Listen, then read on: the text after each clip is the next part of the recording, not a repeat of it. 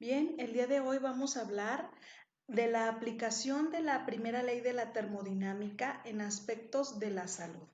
Y eso lo llevamos a cabo en el metabolismo. ¿Sí? Para eso tenemos que ver qué es el metabolismo. Viene de la voz griega metabole, que quiere decir cambio o transformación. Es el conjunto de reacciones químicas, esta es la importante, es el conjunto de reacciones químicas y procesos físico-químicos que ocurren en el organismo y que conducen a la transformación de unas biomoléculas en otras. Son los procesos que permiten las diversas actividades de las células, como crecer, reproducirse, mantener sus estructuras y responder a estímulos. Que dentro de metabolismo hay dos cosas importantes que tenemos que saber, lo que es vía metabólica y metabolitos. Vía metabólica son las distintas reacciones que ocurren en el organismo para obtener energía. Metabolitos son las moléculas que intervienen en el metabolismo, ¿sí? Antes en química les llamábamos reactivos, aquí ya en bioquímica ya no se llaman reactivos, sino metabolitos, ¿sí?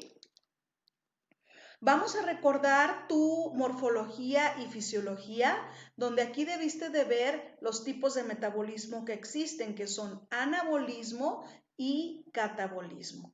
Anabolismo es una fase del metabolismo donde es un proceso de construcción, crecimiento o síntesis, que partimos de cosas sencillas a cosas más complejas, mientras que el catabolismo es todo lo contrario. El anabolismo requiere energía, son reacciones endotérmicas, que en bioquímica le llaman endergónicas o endorgánicas, y transforman compuestos simples a complejos, mientras que en el catabolismo es todo lo contrario. Se libera energía, son reacciones exotérmicas y se transforman los compuestos orgánicos de ser algo más complejo en cosas más sencillas. Este cuadro que está aquí abajo ejemplifica cómo el catabolismo libera energía, son reacciones de degradación, son catalizadas ambas por las enzimas, y mientras que el anabolismo requiere energía y son reacciones de biosíntesis, ¿sí? Ahora, estas son las diferentes rutas que tú vas a ver hasta que te duermas o te duela en bioquímica. Estas las vas a ver tú allí, pero es importante que vayamos viendo una parte de ellas. Ya te expliqué que en catabolismo se produce energía. La unidad funcional en nuestro cuerpo se llama ATP, ¿sí? El ATP, entonces tú lo vas a transformar a ADP, ¿sí? Y implica procesos de oxidación y son rutas convergentes. Degradas biomoléculas en el catabolismo y ahí te pone los ejemplos que tú los vas a ver en bioquímica, que es glucólisis, ciclo de Krebs, fermentaciones y la cadena respiratoria. Mientras que en el anabolismo se consume energía, es decir, usas ese ATP y lo transformas en ADP y fosfato. Son rutas divergentes, implican procesos de reducción, se fabrican biomoléculas, ejemplos son la fotosíntesis y la síntesis de proteínas, ¿sí? Entonces aquí está un ejemplo de lo que va sucediendo en los diferentes procesos como es catabolismo y anabolismo. Ahora vamos a hablar de un término muy importante que es metabolismo basal. Metabolismo basal es la suma de las reacciones químicas que suministran energía para las actividades basales. Es el gasto energético diario, es decir, lo que un cuerpo necesita diariamente para seguir funcionando, ¿sí? Ahora, ¿cuáles son las actividades basales? Tú te puedes preguntar cuáles son ellas. Son el mínimo de actividades independientes que ocurren en el interior del cuerpo y son controladas por el sistema nervioso central, como son el tono muscular, el control de la temperatura corporal, la circulación, la respiración, la digestión y la regeneración celular. Tú no tienes que intervenir en ninguna de ellas solas se llevan a cabo, pero todas ellas son importantes, ¿de acuerdo? Como es el tono muscular. El tono muscular es aquello que le da firmeza a nuestros músculos y es muy importante que lo tengamos. Y el control de temperatura corporal, tú ya lo debiste haber visto en Morfo y Fisio, que se encuentra en nuestro cerebro. Los bebés no tienen mucho ese control de la temperatura corporal y por eso seguido cambios de temperatura les producen hipo, etcétera, ¿sí? Ahora va. ¿A través de qué se obtiene la energía? Pues mediante la degradación de los alimentos. Es decir, interviene todo el proceso digestivo. Es desde que comemos hasta que llega al estómago y es degradado a través de todas las enzimas y se lleva a cabo después la absorción y la eliminación de lo que el cuerpo no necesita, ¿sí? Ahora, se supondría que, dice la primera ley de la termodinámica, que pues lo que entra, y más bien dicho es el diagrama de balance de materia y energía, es lo que dice, ¿no? Que lo que entra es igual a lo que sale, supuestamente. Ojalá y fuera así, pero a veces mucho de eso, vete tú, agárratelo aquí, tienes la lonjita, ¿no? Se supone que lo que entra debe de salir y que los alimentos que tú ingieres deberían de salir todos a través de la orina, las heces, el sudor, etcétera, ¿sí?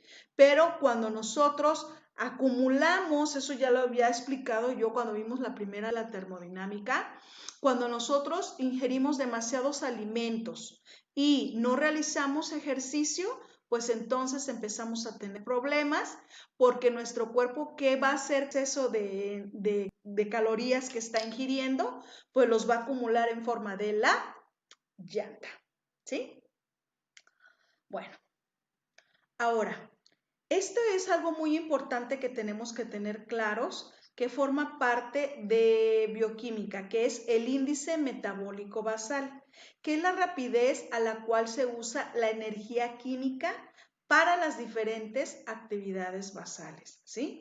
La tasa metabólica basal es la determinación del requerimiento energético mínimo, que son calorías, para que el cuerpo realice todas sus actividades. ¿Qué factores influyen en esa tasa que acabamos de explicar ahorita, que es la tasa metabólica basal? Pues la edad. No es la misma cantidad de energía que va a requerir un bebé, un niño, un adolescente, un adulto, un anciano. Es obvio que pues los bebés y los ancianos ya no requieren tanta energía como lo va a requerir un niño o un adolescente, ¿sí?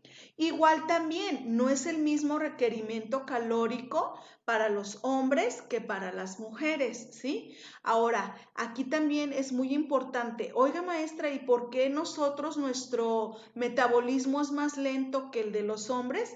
Bueno, pues porque nosotros somos un mar de hormonas, mientras que ellos no es así, ¿de acuerdo o no? Y por ejemplo lo vemos durante el embarazo, la cantidad de hormonas que se tienen pues todavía se duplican o se triplican más de lo que tenemos de forma normal. Y también va a depender de nuestro índice de masa corporal. Por ejemplo, no es lo mismo una persona que es muy delgadita a una persona como yo, ¿verdad? Importa mucho tu forma física, ¿sí? Tus huesos importan también mucho. Hay personas que tienen los huesos muy delgaditos y a veces sabemos personas que tenemos los huesos pues muy grandes. Entonces también no va a ser lo mismo la altura que tú tengas, ¿de acuerdo o no? El índice de masa corporal, tú ya debes de saber calcularlo, te lo debieron de explicar en fisiología. Y también la que manda sobre todas ellas es la actividad física. No va a requerir la misma cantidad de calorías una persona sedentaria, como tú comprenderás, a una persona que es deportista. Obviamente una persona que es deportista, su requerimiento calórico es mucho mayor porque así como consume, así lo gasta, ¿de acuerdo o no? No sé si ustedes recuerdan cuando sacaron lo que come o comía Michael Phelps cuando era nadador y pues dice que podía alimentar a muchas personas de África, ¿sí? Sí, porque requieren demasiadas energías para poder realizar todo este gasto en las actividades que realizan. Aquí está una lista del consumo de energía promedio por individuo de acuerdo a sus actividades, ¿sí? Esta lista la van a utilizar para la tarea que van a llevar ustedes a cabo. Entonces van a hacer el cálculo de cuánto requieren del requerimiento calórico que ustedes tienen, ¿sí? Que ustedes necesitan. Va a depender de qué actividades son las que ustedes realizan, ¿ok? Y obviamente aquí está calculado para una persona de 70 kilos. Si tú pesas menos, pues tú lo tienes que hacer. Y si eres hombre, obviamente. Y si eres mujer, está calculado para 58 kilos. Pesas menos, pues haz tu relación. Pesas más, pues haz tu relación. ¿Ok? Ahora va. Van a hacer de tarea las siguientes cosas. Tienen que sacar primero, aun cuando no está ya anotado, me tienes que hacer el índice de masa corporal que tú tienes, ¿sí? Es muy importante que saques el índice de masa corporal. Busca la fórmula, tú la tienes allí en fisiología, ponla por favor. También me tienes que, eso lo vas a utilizar también para realizar tu requerimiento calórico por día, considerando ese índice de masa corporal y tu peso. Es decir, esta tabla que acabamos de explicar ahorita, esa es la tabla que tú vas a ocupar para sacar el requerimiento de un solo día. ¿Está bien? Obviamente, ahorita que estamos en este periodo de cuarentena, pues es obvio que el requerimiento calórico que tú tienes que tener es menor a cuando tú estabas haciendo más actividades y salías de forma más continua, ¿de acuerdo? Ahora va, tus hábitos alimenticios son muy importantes, jóvenes, porque yo recuerdo cuando yo fui con el nutriólogo, me sorprendió que me hiciera todas estas preguntas, pero influyen mucho para lo que tú tienes o lo que tú necesitas. Las siguientes preguntas tú las tienes que contestar. ¿Qué comes? ¿Sí? O sea, ¿qué es lo que comes regularmente en el desayuno, en la comida, en la cena? ¿Cuántas veces comes? Obviamente. Por ejemplo, yo tenía el problema cuando estábamos en el periodo normal, yo solamente comía una sola vez al día. Entonces, ¿qué es lo que sucede cuando tú comes una sola vez al día? Pues tu organismo, tu metabolismo se hace más lento, se hace más flojo en digerir lo que tú le das y por eso pues cualquier cosa me engorda, ¿de acuerdo? Entonces tú tienes que conocer tu índice tú tienes que conocer cuánto es lo que tú requieres de calorías. Ahora, ¿en dónde comes? Porque tú a veces dices, ay, ¿eso cómo tiene que ver?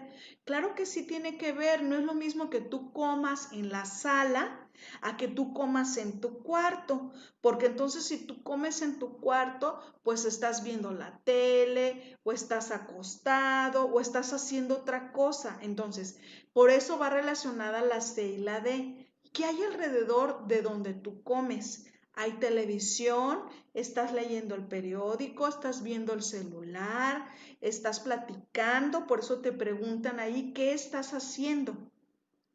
¿Por qué? Porque cuando uno está viendo la televisión, que es lo que generalmente les pasa a los niños, por eso ya, si se fijaron, los comerciales cambiaron.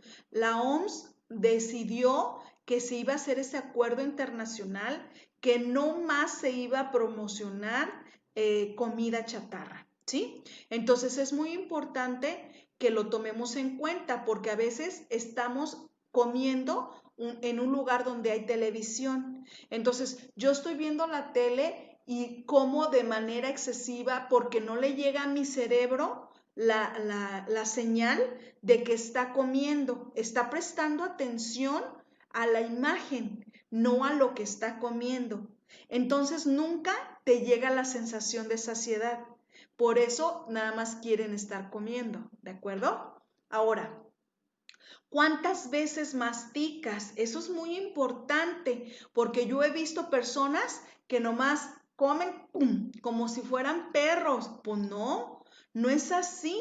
Es muy importante que tú mastiques adecuadamente los alimentos porque desde que lo comes, aquí están en contacto en la saliva, en la lengua, con las enzimas. Si tú masticas adecuadamente, aumentas la superficie de contacto de las enzimas con el alimento y es más fácil degradar, eso ya lo debiste de haber visto en cinética, es más fácil degradar algo que es fino a algo que es un bloque. Es por eso que cuando tú llevas a tu perrito a la calle, mira, aquí está el chicharito, el elotito y todo lo que comió. ¿Por qué? Porque no lo mastican, lo enguten. Entonces nosotros por eso tenemos que masticar adecuadamente, ¿sí? Es muy importante que mastiques, ¿sí? Y además, la función del masticar es para que se canse tu mandíbula y entonces ya no quieras comer. Esa es la importancia también de masticar. Y favoreces a que cuando llegue al estómago ya esté en contacto adecuado con las enzimas que se encuentran en la saliva. ¿Comes entre comidas? Eso a veces es importante porque a veces hay personas, como te decía, como yo, que nada más hacía una comida al día. Eso es malo. Y tampoco debes de comer entre comidas. Y luego, ¿qué comes entre comidas? ¿Qué te gusta comer? Nosotros como población mexicana tendemos mucho a las comidas cargadas de carbohidratos. Y entonces por eso tendemos a acumular esos carbohidratos. Y por eso a la larga tenemos problemas como diabetes, ¿sí? Y a veces no es porque nuestro páncreas no funcione, sino simple y sencillamente que ingerimos en exceso carbohidratos, ¿de acuerdo? Y el otro es el plato del buen comer, tú lo vas a buscar, tú lo vas a poner y la jarra del buen beber, ¿sí? Porque no es comer por comer. Había un eslogan muy bonito de Pedigrí que a mí me gustaba, que decía, ¿lo llenas o lo nutres? No es lo mismo, ¿estamos de acuerdo o no? Entonces va a depender de nosotros qué tipo de alimentos son los que tenemos que comer. Busca el plato del buen comer para que sepas qué es lo que tú debes de comer. Y la jarra del buen beber, porque hay personas que no toman agua. Y ya sabemos que lo que no se debe de ingerir son refrescos, ¿sí? Y si tú quieres calcular tu régimen alimenticio, lo puedes hacer, eso es opcional, ¿sí? Por ejemplo, aquí te presento una lista, ya que sacaste tu requerimiento calórico según tu peso y tu índice de masa corporal. Hay una lista, tú la puedes conseguir en cualquier lado, hay muchas en internet, aquí te estoy diciendo de legumbres, de frutas, de verduras, de carnes, pescados, aperitivos, etcétera. ¿Cuánto es lo que te aportan en calorías? ¿Sí? Entonces, para que tú puedas calcular, si tú lo deseas, tu régimen alimenticio. Puedes hacerlo, eso es opcional. Y que me des tus conclusiones de este trabajo. Recuerda que este trabajo es el integrador y este trabajo va a estar correlacionado con los otros artículos que yo ya te envié al grupo de Classroom, que son cómo se determina la capacidad calorífica de verduras, como son la papa y la zanahoria, y los acuerdos internacionales sobre las calorías. Lee todos los artículos, están muy buenos, de cómo ese es un acuerdo que se tiene a nivel internacional, de que tienes que leer, enséñate a leer muy bien las etiquetas, porque luego cometemos ese error. No nos fijamos que viene una C mayúscula y dices tú, son calorías. Esa C mayúscula es en realidad kilocalorías. Y entre paréntesis, algunas empresas son honestas y si ponen la conversión en kilojoules. Y a veces te hacen trampa porque te ponen lo que es una porción cuando en realidad en el paquete te ponen mínimo 6 o 8. Entonces fíjate todas las montón de calorías que estás ingiriendo. Entonces, es muy importante que hagas esta tarea y nos vemos en la próxima sesión. Bye.